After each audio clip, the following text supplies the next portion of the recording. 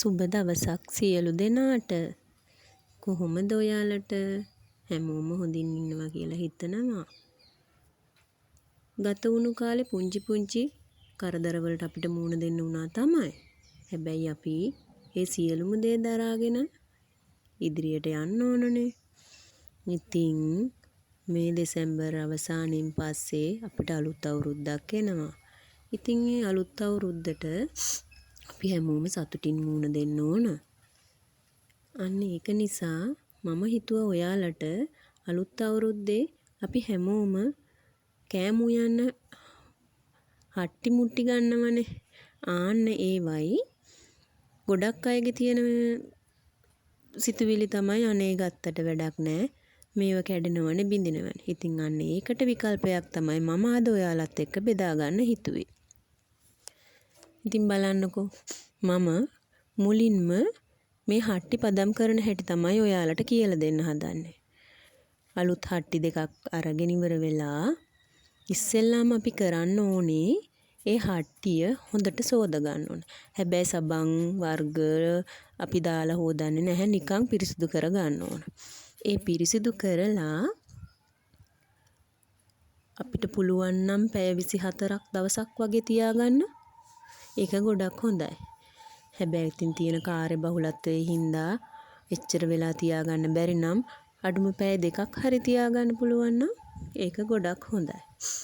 ඉතින් මේ තියෙන්නේ මම එහෙම හොඳට සෝදලා පෙඟෙන්න දවසක් පෙඟෙන්න තියල්පු වීඩියෝ එක තමයි මේ ඔයාලට පේන්නේ.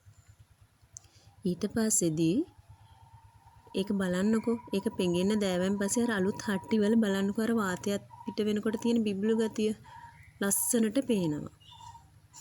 එහෙම පෙඟෙන්න තියලා ඊට පස්සේ අපි ඊට පස්සෙන්දා ඒ කියන්නේ පෙඟෙන්න තියලා ඊට පස්සෙන්දා ඒ වතුරෙන් ඒක අරගන්නවා. අරගෙන ඉවර වෙලා පිහිදලා ගන්නත් පුළුවන්. හැබැයි මම නම් කරේ පිහිදලා ගත්තේ නැහැ. ඒ විදියටම ඒක පැත්තකින් තියලා වතුර හොඳට හිඳෙන්න දුන්නා. ඒක තමයි ගොඩක් හොඳ ක්‍රමේ. නැත්තම් අපිට පිරිසුදු රෙදි කෑල්ලක් අරගෙන ඉවර වෙලා ඒක පිහිදලා ගන්න පුළුවන්. හැබැයි සාර්ථක ක්‍රමේ තමයි ඒක ඒ විදියටම තියලා වතුර බේරෙන්න එහෙම වේලෙන්න තියෙන්න ඕන. ඊට පස්සේදී ඔය බලන්නකෝ ඔන්න ඔය විදියට මම හොඳට වතුර බේරෙන්න තියුවා. තියලා කුමාරි පැය 2ක් 3ක් වගේ යනකොට හොඳට මේකේ වතුර ගතිය හිඳෙනවා. මේ බලන්නකෝ වතුර ගතිය හොඳටම හිඳිලා. වතුර ගතිය හොඳටම හිඳුනයින් පස්සේදී පිරිසිදු පොල් තෙල් ටිකක් අරගෙන හට්ටියේ ඇතුල් පැත්තේ පිට පැත්තේ දාරවලයි හොඳට අපි පොල් තෙල් ගා ගන්න ඕන. යන්තම් නෙමේ හොඳටම පොල් තෙල් අතේ ගාලා හෝ රෙදි කෑල්ලක දමලා හරි කමන්නේ. හොඳටම හට්ටිය දෙපැත්තේ අපි ගා ගන්න ඕන. ඒ පොල් තෙල් ගාලා යන්තම් ගෑවම ඒ අපි පදම් කරන එකෙන් තේරුමක් නැති වෙනවා. ඒක හින්දා මේ බලන්න ඇතුල් පැත්තේ වගේම හට්ටියේ පිට පැත්තේ මෙන්න මේ වගේ හොඳට අපි පොල් තෙල් ටික ගාන්න ඕන. මේ විදියට මම හට්ටි දෙකේම හොඳටම පොල් තෙල් ගාගත්තා.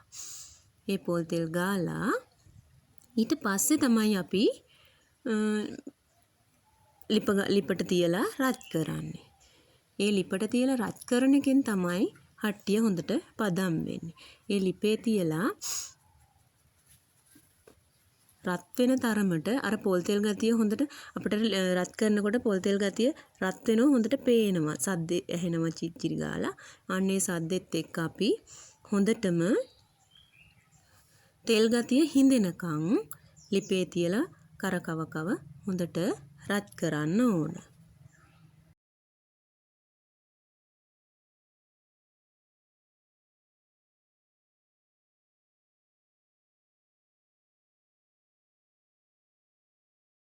මේ බලන්නකෝ ඉස්සෙල්ලම ලිප උඩින් තියලා ඇතුල් පැත්ත හොඳට රත් වෙනකන් අපි තියාගන්නවා.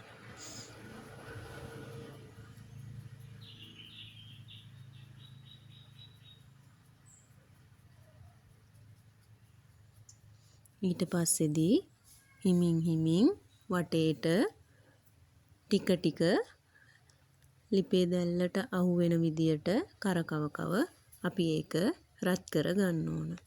ඔන්න ඔය විදියට මම මගේ ළඟ තිබුණු අලුත්ින් ගෙනාපු හට්ටි දෙකම ඔය විදියට මම පදම් කරගත්තා. මෙහෙම පදම් කරයින් පස්සේදී යාළුවනේ අපි අර ඉක්මනටම පුපුරන ගතිය නැති වෙනවා. එතකොට අපිට ගොඩක් කල් පාවිච්චි කරන්න පුළුවන්. අපේ දැන් මේ ජනවාරි 1 වෙනිදාට නෙවෙයි අපිට සිංහල අලුත් අවුරුද්දට වුණත් මේ විදියට කරලා තියාගන්න පුළුවන්. ගොඩක් කල් තියාගන්න පුළුවන්. මම අපේ ගෙදරට හට්ටි අලුතෙන් ගෙනාව මම මේ විදියට තමයි මගේ හට්ටි පදම් කරලා ගන්නෙ. ඉතින් බලන්නකෝ යාළුවනේ ඔයාලත් මේ විදියට හට්ටි පදම් කරලා සාර්ථක වුණාද කියලා පුළුවන් නම් මට කමෙන්ට් එකක් දාන්න.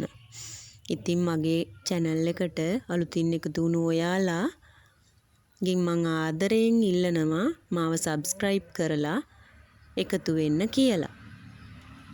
ඉතින් යාළුවනේ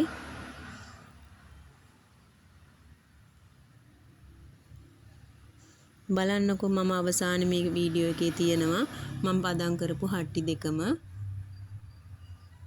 මේ විදියට දාලා තියෙනවා.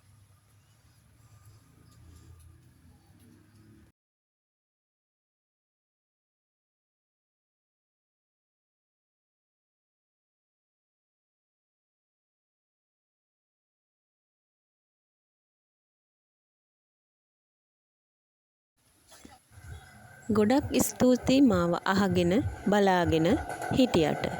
සියලුම දෙනාට බුදු සරණයි.